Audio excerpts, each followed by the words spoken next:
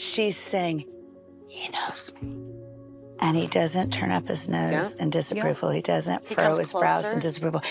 And he says, come closer. I lived so much of my life afraid somebody would look under the hood and see what was missing and turn away. Massive abandonment issues in my background. And so it's hard as humans not to take those human experiences and overlay that on who God is. I love the woman in John 4 for a lot of reasons. That you like the woman in John 8, I so identify with her.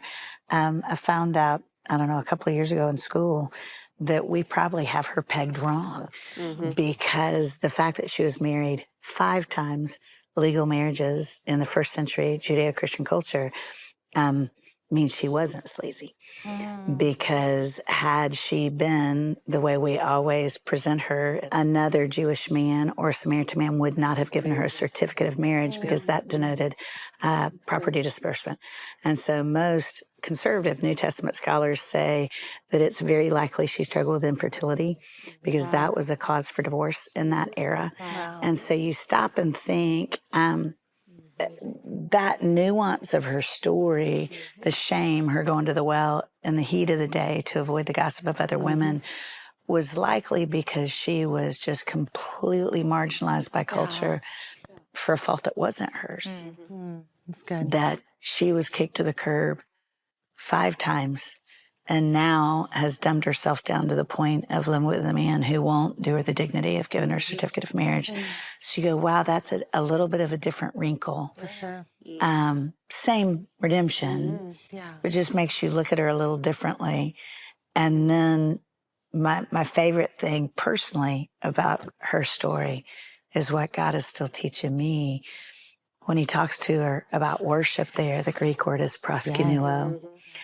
And it means to move toward so as to kiss. And you stop and think she's kissed a lot of toads in her desperate desire to actually have somebody stay and not walk away. Somebody who would find her worthy even if she couldn't bear children or whatever her issue was that was divorceable. And she's kissed frog after frog, hoping they turn into a prince. And I love that Jesus uses that specific word because what he's saying is if you'll move toward me with your desire for affection, you won't be thirsty anymore. And for so many years, I knew Jesus as my savior. I thought he had to save me. That was his job description. But to be held by Jesus, to move toward Jesus with the faith that he wanted to be with me, I got deliverance. I didn't get delight. And the thing I love about that story is there had to be such a shift in her countenance and the way she walked. Because when you said, one translation says many in the town believed because of her. She's the very first evangelist. I mean, that story was the catalyst of that story was revival. That's right. And I go, do I walk like that? Do people look at me and go, I'm not impressed with Lisa, but dang, the trajectory of her story shows that our God really is a good God. Was a woman the first evangelist? In John chapter 4, for the Samaritan woman, she's the first one in her village. It seems that she's also the first one in the Gospel of John that Jesus ever explicitly tells them that he's the Messiah. And I've always loved that about Jesus because you can only do a thing for the first time, one time. So for all the people throughout the Gospel of John that Jesus could have explicitly told that he was the Messiah, the very fact that he gave that first-time gift to that Samaritan woman, it helps us to start to understand the courage that rose up in her to go back to her village and to be that first evangelist that shared with them that the Messiah was at their well in their city of Sychar 2,000 years ago. I often joke that we're going to actually recognize the Samaritan woman when we get to heaven because she's going to be wearing a pink t-shirt that says, I was the first. We're going to know who she was. And so when I see Jesus honoring her in that way and lifting her out of her shame so that she could go back to her own city and village and be that first evangelist for them, there's absolutely no reason for us as women in this world to think that we are not being called to be evangelists in our own context as well. Isn't it interesting that when you think about it, our core desire is to be seen, known, and loved, Yes. right? We want to belong. We want to know that we can Yes. change the world and our life matters and our time, our short time on earth will make a difference. Like, that's what all of us want, right? Right. And so it's interesting how in our culture right now, we're all fast-tracking, trying to make our lives count, and we think it's about our life. But in this story, the reminder here is that her life totally changed. And Yeah. she went forth so excited that she dropped her water pail, Yeah, right? yeah. But the end goal wasn't that she would live happily ever after. Right. The end goal was that God would do his redemptive work, which included her joy, Yes. included her Yes. joy, and good for her, Yeah. good for her and glory to him, right? Yes. That was the Yes. story. And I was Yes. thinking about that hard season of marriage I went through. And I wish I could say it was like 20 years ago. It wasn't. It was only like 2 years ago. And it was painful and it was hard. And mid-40s, really, both of us were questioning our whole lives, like kind of wondering, like, are we on the right path? I think it wasn't necessarily a spiritual doubt, but it was a similar kind of like lots of doubts, a lot of Yeah. like, am I where I'm supposed to be? Should I be? Who am I really? And I was trying to draw from a well that wouldn't satisfy. I was Yeah. wanting my husband to Yeah. be perfect. I wanted my life to feel exactly the way I expected it to feel. And I made such an idol of getting things right in my marriage and I'm not saying go to counseling, do all the things. I'm definitely saying that that's worth it. But I think the change happened when I got to the end of believing that would satisfy. I got to the end of thinking that Troy could somehow turn the ship around that was going on in my heart. And so when I started realizing, like, okay, so even my marriage isn't the end goal, because I knew that in my head, but in my heart, I was kind of like, Yeah. but I want to just feel better about everything. But Yeah. when I stopped and go, okay, the end game is that God would be glorified. Right. Then I could finally go, okay, now I'm willing to step out in obedience. I can now be courageous and say, I'm going to do the hard thing. The hard thing is actually to die to myself, to confess sin, to deal with myself first and not just call out all the things that you get wrong, but to deal with myself first. And you know how the ripple effect of that actually wasn't just that things were calm and peaceful at home. No, it was lovely. We went on dates and things were lovely. It was getting better for sure. But the ripple effect is that our sons, we have 6 sons, and our sons got to see what it's like to wrestle through repentance and obedience and confession of sin. Then the ripple effect is that I have people who are on my team who are in and out of our home who get to see our hard days and our good days so that the testimony of the gospel lived out in everyday life. You know, it's very easy for us to get so wrapped up in our stories and our testimonies that we start to glorify ourselves, right? Instead of Jesus, like, oh, look at what I overcame, look at what I done.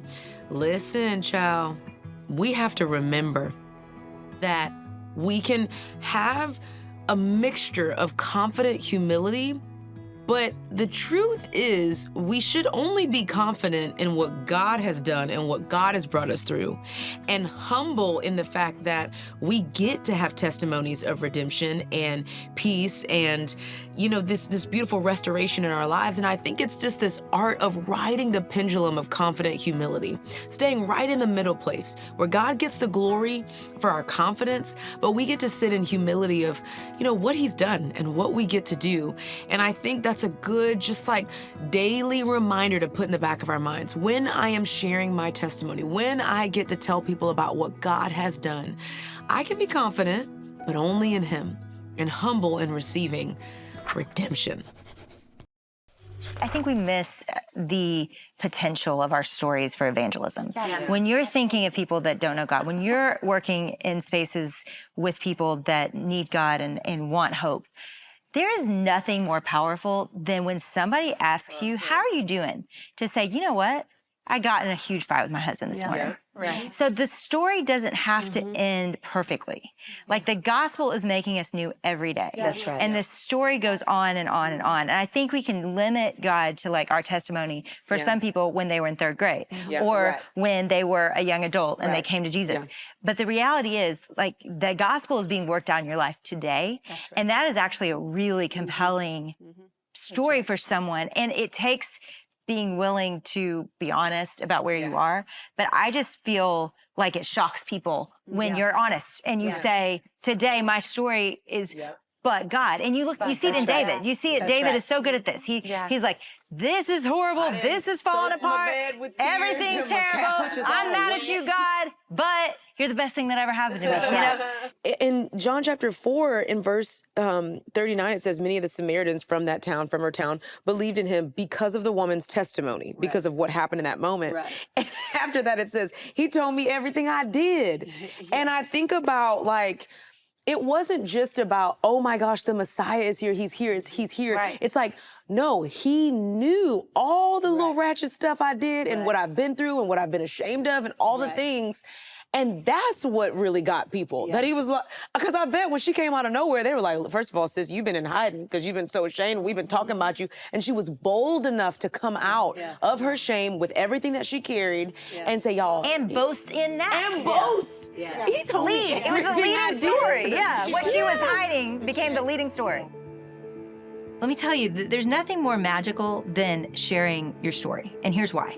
Number one, you're going to be more known. You're going to be in deeper community. You're going to be understood by the people in your life in a bigger and better way. And then number two, you are blessing them so deeply in ways you can't even imagine. Because when they hear your story of struggle, of doubt, of sin, of fear, whatever it is, then all of a sudden, you know what they do in their own heart? They exhale and go, I'm not alone. And even if the circumstances aren't the same, the feelings often are. And the emotions that we go through often are. And so they feel a connection. So you are, one, gifting yourself the wonderful, incredible, insane gift of being known and loved and seen and understood, which is so important. And then also you're gifting other people the chance to be known as well, because in hearing your story, oftentimes they find their own. And I would say if you found that not to be the case, then keep trying. Because sometimes people don't know what to do with your story. And I'm sorry for that, because I've been that person at times where I've not handled someone's story with compassion or correctly. And just don't give up. Just come back. And I promise you, this is the way we were meant to live. It's the best parts of us. It is living to be known and to be seen and to be loved. What it goes back to though, because it wasn't, he told me, what she's actually saying is, he knows He me. knows me, right? It wasn't, he didn't run down a laundry list of it. Yes, It wasn't, because we tend to go, he knew all my bad stuff. That actually isn't what she's saying. She's saying, he knows me. And he doesn't turn up his nose in disapproval. He doesn't furrow his brows in disapproval. And he says, come closer. I lived so much of my life afraid somebody would look under the hood and see what was missing and turn away. Massive abandonment issues in my background. And so it's hard as humans not to take those human experiences and overlay that on who God is. So I can quote verses at y'all and remember maybe one or two big words from seminary, but the corner of my heart that still thinks there's no way if somebody really knew me, I mean really knew my ugly things I thought in the dark, did in the dark. Gosh, if they knew all of that, ain't no stinking way y'all gonna sit in a circle with me. Y'all gonna go, you need to go do a program, get cleaned up, and then once you get cleaned up, come back. Maybe you can come back. And the fact that what she says is, I didn't have to clean myself up. He knew me, right where I was. good, bad, broken, and he loves me. I mean, isn't that testimony? One of the very first times I told my story, I talked about Jesus, and I also talked about how he had rescued me from how I just felt so cruddy after my parents divorced. When my dad left us, I thought, must be at least partly my fault. If I'd been prettier, sweeter, used my inside voice more, maybe Dad wouldn't have walked away. But it was a girl who lived down the street from us, and her parents were were very vehemently opposed to Christianity. But I became friends with this young woman. We were both 9 years old, I think, and we were climbing this big magnolia tree in our front yard. And I just remember being at the very top of that magnolia tree. As a matter of fact, the scent of magnolias always brings me back to that day. And I told this girl about Jesus. And I told her that even though my dad had left, and even though I'd been touched in ways that were really yucky by other adult men, because we had that in common, she had shared with me a little bit about her abuse. I told her that Jesus had made me clean and that I knew Jesus loved me. And that beautiful kid told me she wanted to know Jesus too. And that's the very first time I got to pray with somebody else to give their heart to Jesus. Top of a magnolia tree when I was 9 or 10 years old. And it's always sweet, y'all. We get so scared, that other people will yell at us or say we're proselytizing. But most people are just so desperate to know that somebody loves them unconditionally that it's been very rare for me to have people yell at me when I tell them that God loves them more than they can possibly ask or imagine. Most people kind of go, "You're kidding.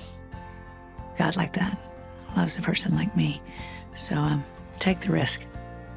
Share your story with the people around you. It is, that's incredible.